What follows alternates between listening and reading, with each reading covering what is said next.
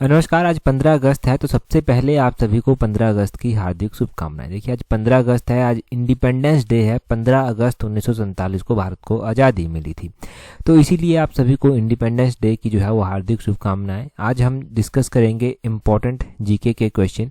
ये जो जीके के क्वेश्चन है ये हमारी अभ्यास HPRCA सीरीज़ का जो है वो पार्ट है, और इस सीरीज़ का ये हम पार्ट नंबर 12 जो है वो डिस्कस कर रहे हैं। हर एक क्वेश्चन को यहाँ पर डिटेल से डिस्कस किया जाता है, और एज पर HPRCA सिलेबस ही जो है वो हर एक क्वेश्चन यहाँ पर डिस्कस किया जाता है, डिटेल से डिस्कस किया जाता है ताकि आपको हेल्प मिल सके। अभी हम क्वेश्चन नंबर 1 से डिस्कशन को स्टार्ट करते हैं। बोलते हैं who led the movement for the separate state of Pakistan.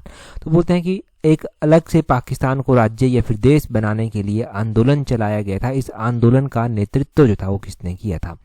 Pakistan अलग से एक देश बनाया जाए उसके लिए जो है वो आंदोलन किया गया था, और पाकिस्तान को अलग से देश बनाने के लिए जो है वो मोहम्मद अली जिन्ना के द्वारा जो है उनकी अध्यक्षता में जो है ये आंदोलन जो है वो किया गया था।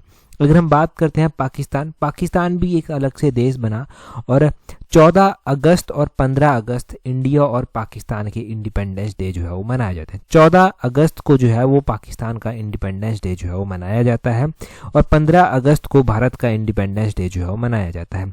हुआ इस तरह से था कि भारत का जब विभाजन होता है, तो अब देखिए ऐसा क्यों है कि पाकिस्तान 14 अगस्त को इंडिपेंडेंस डे मनाता है और इंडिया जो है वो 15 अगस्त को। इसको लेकर बहुत सारी थ्योरीज जो है वो दी जाती हैं। एक थ्योरी दी जाती है कि 14 अगस्त को जो है वो रमजान जो है वो उस दिन आती थी, तो पाकिस्तान ने डिसाइड किया कि हम 14 अगस्त को ही मना लेंगे। और एक थ्योरी लॉर्ड माउंटबेटन की दी जाती है कि लॉर्ड माउंटबेटन का शेड्यूल बहुत बिजी था, और उस टाइम इतने जल्दी जो है वो ट्रैवल भी नहीं किया जा सकता था, तो उन्होंने जो है वो 14 अगस्त को पाकिस्तान में अनाउंस कर दिया कि भाई आप जो है वो 15 अगस्त को आज़ाद हो जाएंगे। और पाकिस्तान के कुछ लोगों का मानना था कि भाई हम 14 अगस्त को जब अनाउंस हुआ है तो हम 14 अगस्त को ही इंडिपेंडेंस डे जो है वो मनाएंगे। और भी अलग अलग थ्योरीज जो है उसको लेकर प्रचलित है। थ्योरीज के ऊपर इतना फोकस भी नहीं किया जाएगा, परंतु पाकिस्तान का इंडिपेंडेंस डे, इंडिया का इंडिपेंडेंस डे और पाकिस्तान शब्द का ओरिजिन कैसे हुआ वो भी जानते हैं। देखिए, ये जो शब्द आप देखते हैं पाकिस्तान, ये शब्द जो है वो सबसे पहले जो है चौधरी रहमत अली के द्वारा जो है वो कॉइन किया गया था। चौधरी रहमत अली के द्वारा जो है वो शब्द को जो है वो अपने पैम्पलेट में जो है वो सबसे पहले पब्लिश किया गया था। और पाकिस्तान का मतलब होता है लैंड ऑफ द प्योर, ये इसका मतलब जो है वो होता है। तो कई बार एग्जाम में क्वेश्चन पूछ जाता है कि कौन से ईयर में पाकिस्तान शब्द जो है वो प्रपोज किया गया था। ये पाकिस्तान शब्द जो है वो 1932 में जो है वो प्रपोज किया गया था सबसे पहली बार। कई बार 1932, 1933 ऐसे कर ऑप्शन में जो है वो लिखा गया होता है।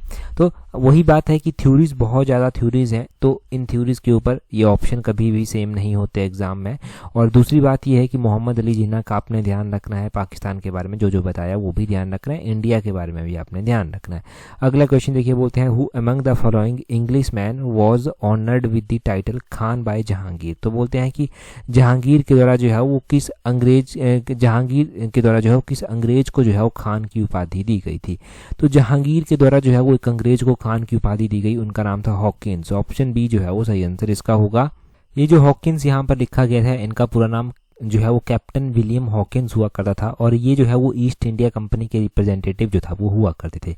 ये जो है वो जहांगीर के कार्यकाल के दौरान जो है वो यहाँ पर आए थे, और ये जो है वो कंपनी को स्थापित करने के लिए आए थे। जिस शिप में ये आए थे वो जो है वो सूरत में आकर रुकता है, और उसका नाम हेक्टर जो है वो उसका नाम था। यहाँ पर मैं हेक्टर नाम भी लिख देता हूँ, हेक्टर नाम उसका जो था वो था। ये इंडिया आकर पहुँचते हैं 24 अगस्त 1608 में, और जहांगीर के दरबार में ये जाते हैं लगभग जो है वो 1609 में यहाँ पर जहांगीर के दरबार में जो है ये जाकर पहुँचते हैं, और जहांगीर इनसे काफ़ी इम्प्रेस होता है। इन्होंने जो है जहांगीर को कुछ गिफ्ट भी दिए थे, बहुमूल्य चीज़ें कुछ गिफ्ट दी थी, तो जहांगीर वहाँ से काफ़ी इम्प्रेस जो है वो होता है, और जहांगीर इनको खान का टाइटल दे देता है। कई बार इंग्लिश खान कर भी लिखा होता है ऑप्शन में, तो इंग्लिश खान और खान एक ही बात है, ये टाइटल जो है वो उनको दिया गया था। अगर हम हिस्ट्री में देखते हैं तो जहांगीर का कार्यकाल भी काफ़ी समृद्ध माना गया। जहांगीर के कार्यकाल के दौरान मोती मस्जिद जो लाहौर की है वो बनाई गई। जहांगीर के कार्यकाल के दौरान ही जो था वो अलग से जो है वो पेंटिंग को भी जो है बहुत बढ़ावा दिया गया, और पेंटिंग अपने चरम सीमा पर यहाँ पर पहुँच गई थी। पेंटिंग अपने पीक पर जो है वो जहांगीर के कार्यकाल के दौरान पहुँच गई थी। अगर मुगलों में हम बात करते हैं तो सबसे पहले बाबर आए, फिर हुमायूं आए, फिर अकबर आए, अकबर के बाद जहांगीर आए थे, मतलब अकबर के पुत्र जहांगीर हुआ करते थे, जहांगीर के बाद शाहजहां जो था वो आए थे, और उसके बाद औरंगजेब जो है वो आए, और उसके बाद भी बहुत सारे मुगल सम्राट जो था वो आए थे। अगर हम बात जहांगीर की करते हैं तो जहांगीर के बारे में लगभग मैंने बहुत सारी इंपॉर्टेंट चीज़ें आपको बता दी हैं, वो सब आपने ध्यान रखनी है। अभी हम अगला क्वेश्चन जो है वो देखते हैं। नेक्स्ट क्वेश्चन में हमसे क्या पूछा गया है। अगले क्वेश्चन में बोलते हैं through which city does the river Seine flow. तो ये जो सीन नदी है ये किस शहर से होकर, किस नगर से होकर जो है वो बहती है। तो हमारे इंडिया में ना ये क्वेश्चन बहुत बार HAS में पूछे गए कि कौन सी नदी किस शहर से होकर गुजरती है। हमारे इंडिया में भी और पूरे वर्ल्ड में भी अलग अलग नगर ऐसे हैं जहाँ से अलग अलग नदियाँ जो है वो होकर गुजरती हैं। तो ये सीन नदी जो है वो कहाँ से होकर गुजरती है, ये पेरिस से होकर गुजरती है। ऑप्शन बी फ्रॉम पेरिस जो है वो सही आंसर इसका हो जाएगा।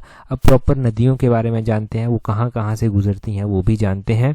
यहाँ पर लंदन दिया गया है। लंदन की अगर हम बात करते हैं तो यहाँ से थेम्स नदी जो है वो होकर गुजरती है। थेम्स नदी यहाँ पर गुजरती है, जैसी हमारी गंगा है वैसी ही थेम्स लंदन में जो है वो मानी जाती है। यहाँ पर रोम दिया गया है। रोम जो है वो इटली की एक सिटी है और यहाँ से टाइबर नदी होकर जो है वो गुजरती है। ये टाइबर नदी आपने ध्यान रखनी है। और यहाँ पर हम टॉप में बात कर रहे थे पाकिस्तान की, तो पाकिस्तान की बात कर रहे थे तो पाकिस्तान में लाहौर जो है वो आता है। लाहौर जो है, लाहौर से होकर लाहौर कौन सी नदी के किनारे बसा हुआ है। लाहौर जो है वो रावी नदी के किनारे जो है वो बसा हुआ है। रावी नदी आपको पता है हमारे हिमाचल से होकर भी जो है वो गुजरती है, ओरिजिन तो इसका यहीं पर ही जो है वो होता है। वैसे ही काबुल भी पाकिस्तान में ही आता है, तो काबुल जो है वो काबुल नदी के किनारे ही जो है वो बसा हुआ है। काबुल का ये ध्यान रखना है। और लिस्बन जो है वो पोर्टुगीज की जो है वो एक सिटी है, तो लिस्बन जो है वो टेगस नदी के किनारे जो है वो बसा हुआ है। लिस्बन टेगस नदी के किनारे है। न्यूयॉर्क की बात करते हैं तो न्यूयॉर्क USA की एक सिटी है। न्यूयॉर्क जो है वो हडसन रिवर है, HUDSON हडसन रिवर के किनारे जो है वो स्थित है। न्यूयॉर्क का पता चल गया। ऑस्ट्रेलिया में पर्थ एक जगह आती है, पर्थ एक शहर आता है। पर्थ जो है वो कौन सी नदी के किनारे है, तो पर्थ जो है वो सवान नदी के किनारे स्थित है। ये सवान नदी के किनारे स्थित है और सवान नदी एक हमारे ऊना में भी जो है वो बहती है, जिसको रिवर ऑफ सोरो ऊना में जो है वो बोलते हैं, शोक की दरिया के रूप में जानते हैं। जर्मनी की एक सिटी है बोन। ये बोन सिटी जो है इसका ध्यान रखना है कि राइने नदी के किनारे जो है ये स्थित है। राइने नदी के किनारे ये बोन सिटी जो है वो स्थित है। इजिप्ट की एक सिटी है कायरो। कायरो एक सिटी है और कायरो जो है वो नाइल नदी के किनारे जो है वो स्थित है। कायरो किसके, नाइल नदी के किनारे जो है वो स्थित है। ठीक है जी। और इंडिया में अगर हम बात करते हैं तो इंडिया में आगरा आता है, दिल्ली आता है, ये यमुना नदी के किनारे स्थित है। हरिद्वार आता है, पटना आता है, वाराणसी आता है, ये गंगा नदी के किनारे स्थित है। उज्जैन जो है वो शिप्रा नदी के किनारे स्थित है। सूरत तापी नदी के किनारे स्थित है। नासिक गोदावरी नदी के किनारे स्थित है। अहमदाबाद साबरमती नदी के किनारे जो है वो स्थित है। प्रयागराज जो है वो गंगा और यमुना के संगम जहाँ पर होता है वहाँ पर स्थित है। तो पणजी गोवा में आता है, ये मंदवी नदी के किनारे जो है वो स्थित है। तो इन सब नदियों के बारे में ध्यान रखना, ये इंडिया की नदियां हैं। इनके बारे में तो हम पहले भी पढ़ते रहते हैं, ये तो याद भी रह जाती हैं क्योंकि हमारे इंडिया की हैं। हम अक्सर न्यूज़पेपर में ये चीज़ें जो है वो अच्छे से पढ़ते रहते हैं। अगला क्वेश्चन देखिए, बोलते हैं स्वेज कैनाल कनेक्ट्स। तो बोलते हैं स्वेज नहर किसको किसके साथ जो है वो जोड़ती है।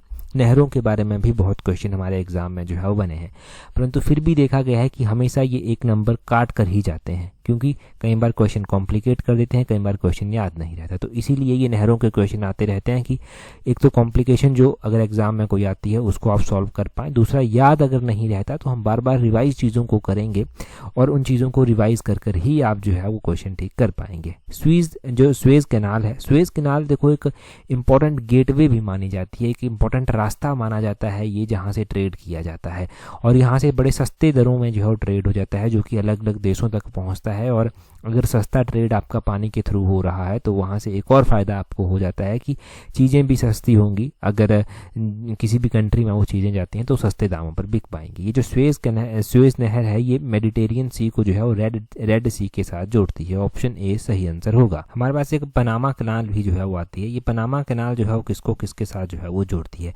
पनामा कैनाल का ध्यान रखना है कि ये पैसिफिक ओशियन को कैरिबियन ओशियन के साथ जो है वो जोड़ती है। एक स्वेज कैनाल हो गया, एक कील कैनाल कैनाल जो है वो आती है। ये जो कील कैनाल है ये जो है वो नॉर्थ सी को बेल्टिक सी के साथ जो है वो आपस में जोड़ती है।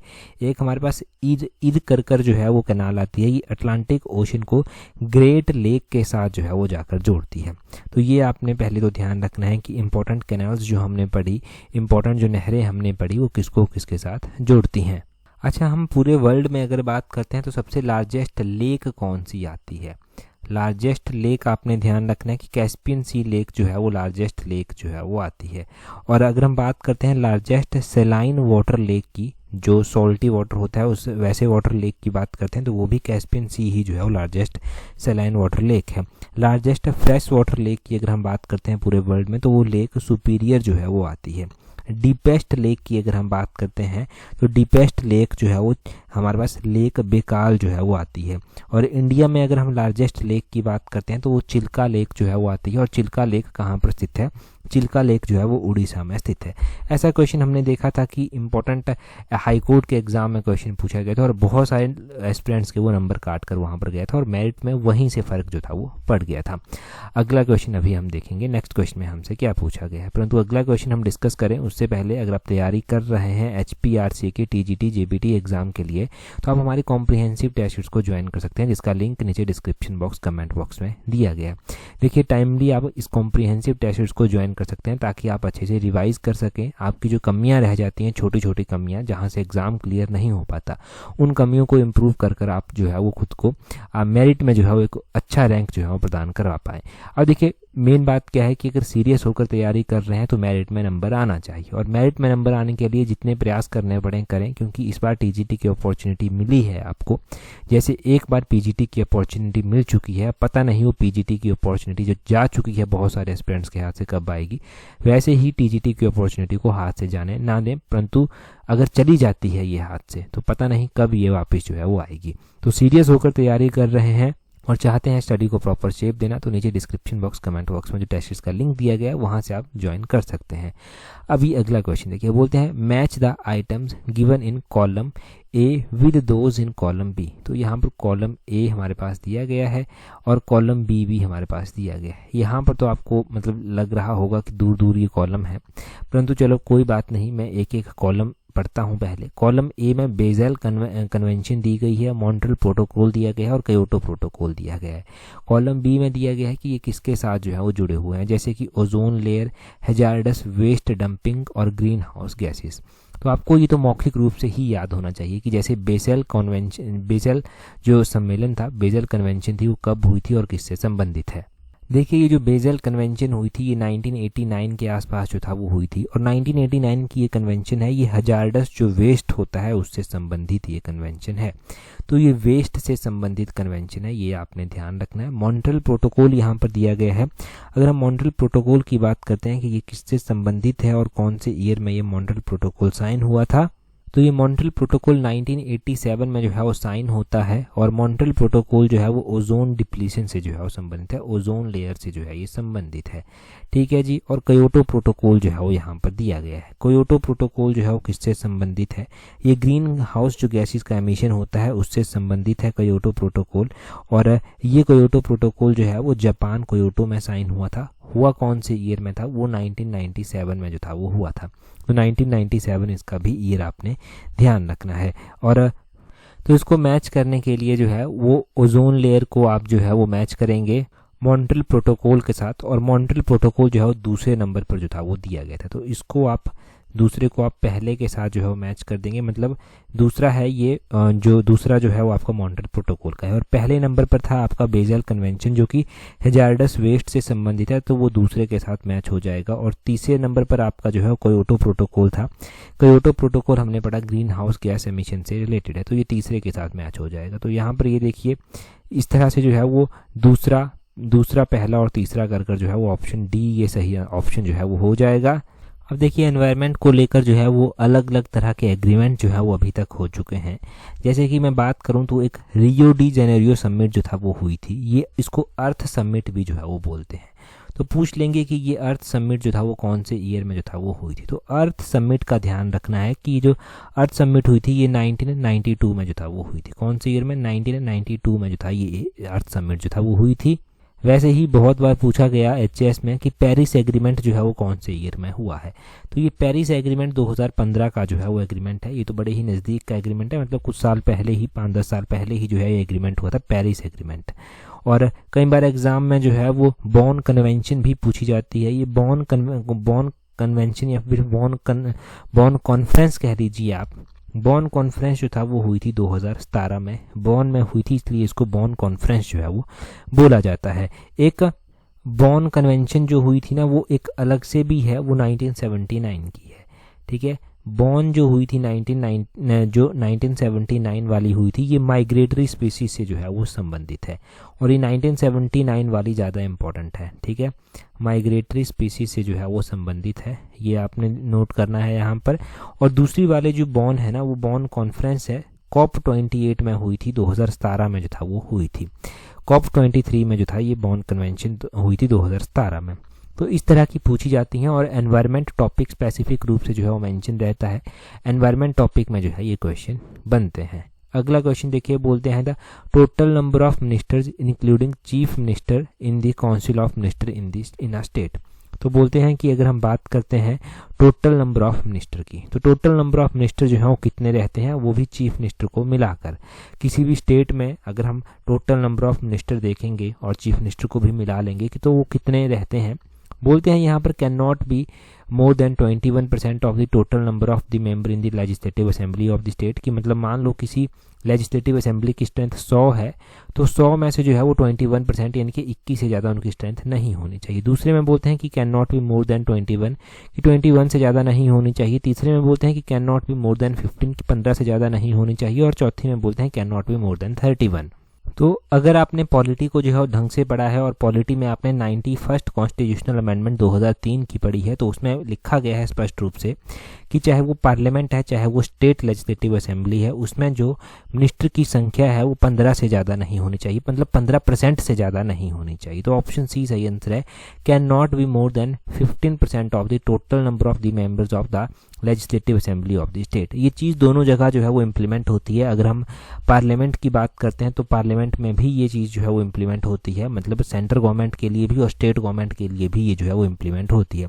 काउंसिल ऑफ मिनिस्टर जो है वो लोकसभा में भी जो है वो 15% से ज़्यादा नहीं होने चाहिए, और अगर हम विधानसभा की बात करते हैं तो वहाँ पर भी। और ये प्रोविज़न जो है वो 91st कॉन्स्टिट्यूशनल अमेंडमेंट के तहत जो है वो आता है। ये 91st कॉन्स्टिट्यूशनल अमेंडमेंट 2003 की जो है वो कॉन्स्टिट्यूशनल अमेंडमेंट है। यहाँ पर हमारे पास कुछ और भी ऐसे इंपॉर्टेंट प्रोविज़न जो है वो आते हैं। हम देखते हैं कि अगर कोई भी मेंबर, जैसे मान लो कोई मेंबर है जिसने कांग्रेस पार्टी से जो है वो इलेक्शन लड़ा है और वो किसी और पार्टी को समर्थन दे देता है, तो डिफेक्शन का केस जो है ये बनता है और उसको डिस्क्वालीफाई जो है वो कर दिया जाता है। तो ये डिफेक्शन वाला कानून जो है वो हमारे कॉन्स्टिट्यूशन में ऐड किया गया था। ये भी 91st कॉन्स्टिट्यूशनल अमेंडमेंट 2003 से ही जो था वो ऐड किया गया था। और मिनिस्टर्स के पास बहुत सारी पावर जो है वो अपने आप में होती हैं। यहाँ पर मैं छोटा सा एग्जांपल अगर आपको दे दूँ तो मान लो कि पूरे, अगर हम बात करते हैं किसी भी स्टेट की, मान लो वहाँ पर 100 जो है वो विधानसभा की सीट जो है वो आती हैं, तो वहाँ पर मंत्री जो होंगे ना वो 15 से ज़्यादा मंत्री नहीं बना सकते, और इंक्लूडिंग चीफ मिनिस्टर भी इसमें शामिल होंगे। चीफ मिनिस्टर और अन्य मंत्रियों की संख्या जो है वो 15 ही होगी, उससे ज़्यादा वो नहीं बना सकते। अब देखो कई ना छोटे छोटे स्टेट्स भी होते हैं, किसी स्टेट में जो है वो बहुत कम सीटें जो है वो होती हैं। जैसे कोई ऐसे स्टेट्स भी हैं जिनमें जो है वो 40 सीटें भी हैं। फॉर एग्जांपल मिज़ोरम में जो है वो 40 टोटल नंबर ऑफ़ सीटें 40 जो है वो आती हैं। मिज़ोरम के अलावा जो है वो कुछ ऐसे स्टेट्स हैं जहाँ पर 60 सीटें हैं, जैसे कि मणिपुर हो गया, मेघालय हो गया, यहाँ पर 60 सीटें हैं। हिमाचल में 68 सीटें जो है वो आती हैं। तो इन कुछ एक स्टेट्स के लिए ऐसा प्रोविज़न भी किया गया है कि जो मिनिस्टर होंगे ना वो 12 से कम नहीं हो सकते स्टेट में, ठीक है। मिनिमम मिनिस्टर रखे हैं कि कम से कम 12 मिनिस्टर तो होने ही चाहिए, और 15% रख दिया गया है, वो सभी स्टेट्स के ऊपर इम्प्लीमेंट होता है, परंतु एक मिनिमम लिमिट भी रखी गई है कि 12 से कम मिनिस्टर जो है वो चीफ मिनिस्टर को मिलाकर जो है वो नहीं होंगे किसी भी स्टेट में, ये भी कहा गया है।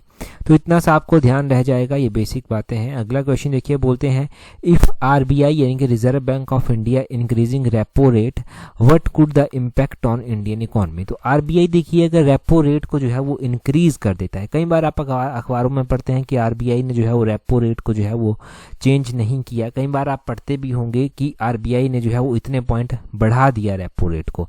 तो आरबीआई आरबीआई अगर इंक्रीज करता है रेपो रेट को तो उसका इंडिया की इकोनॉमी के ऊपर क्या फ़र्क जो है वो पड़ता है, तो उससे क्या होगा, इन्फ्लेशन विल कम डाउन। ये जो आपकी इन्फ्लेशन होगी, एक तरह से महंगाई, जो महंगाई होगी आपकी, वो जो है वो कम हो जाएगी। अब रेपो रेट क्या होता है ये भी तो पता होना चाहिए आपको कि repo rate, reverse repo rate जो है वो क्या होता है। रेपो रेट जो है वो रेट होती है जिससे आरबीआई जो है वो शॉर्ट टर्म मनी जो है वो बैंक्स को जो है वो देता है उनके सिक्योरिटीज़ के खिलाफ। एक रिवर्स रेपो रेट भी होती है। इस रेट में ये होता है कि बैंक्स जो है वो शॉर्ट टर्म के लिए जो है वो लोन या फिर कुछ इस तरह से चीज़ें बैंकों से ले लेता है। मतलब रेपो रेट जो होता है उसका रिवर्स जो है वो उसके उल्टा जो है वो रिवर्स रेपो रेट जो है वो हो जाता है। तो repo rate, reverse repo rate जो है वो पता चला।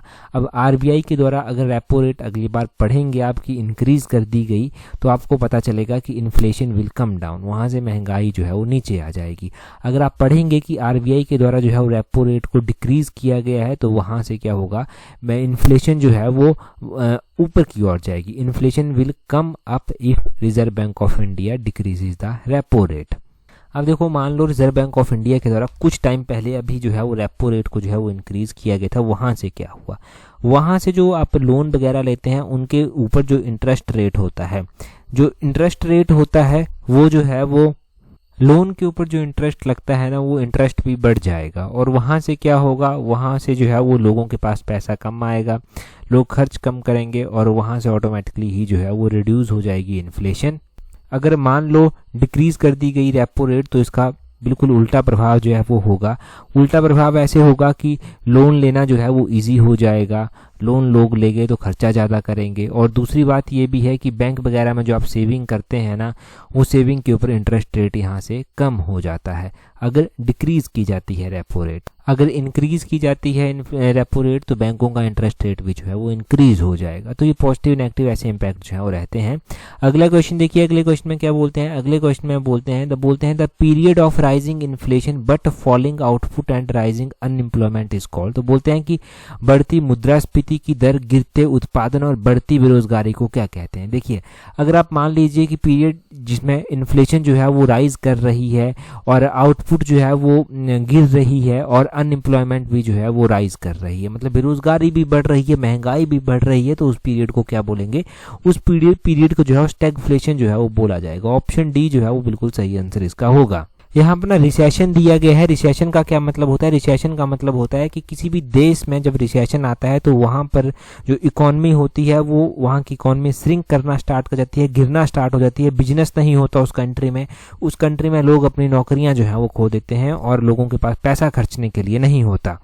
डिसइन्फ्लेशन का मतलब है कि इन्फ्लेशन तो है परंतु थोड़ी कम है एज कंपेयर टू प्रीवियस, मतलब इन्फ्लेशन का उल्टा डिसइन्फ्लेशन हो जाता है। और डिप्रेशन क्या होता है इकोनॉमी में, डिप्रेशन होता है कि बहुत लंबे समय से जो है वो बिजनेस स्लो डाउन चल रहा है, कंट्री की जो इकोनॉमी है वो स्लो डाउन हो गई है और बहुत सारे लोग अपनी नौकरियां जो है वो खो चुके हैं, इनकम भी लोगों की फॉल कर गई है, तो वो सारी चीज़ें जो है वो डिप्रेशन में आ जाती हैं, वो सारी चीज़ें इकोनॉमी में डिप्रेशन कहलाती हैं। बस इतना ध्यान रखना। अगले क्वेश्चन में बोलते हैं the most abundant metal in earth crust is. तो पृथ्वी की सतह पर सबसे प्रचुर मात्रा में जो है वो एल्यूमिनियम मेटल जो है वो पाई जाती है। ऑप्शन सी सही आंसर है। देखिए, अगर हम पृथ्वी की सतह पर बात करते हैं, अर्थ क्रस्ट पर अगर हम बात करते हैं तो मोस्ट अबंडेंट मेटल जो है वो एल्यूमिनियम आती है और ये फ्री स्टेट में नहीं मिलती। इट इज़ रिएक्टिव मेटल, ये जल्दी रिएक्ट कर जाती है।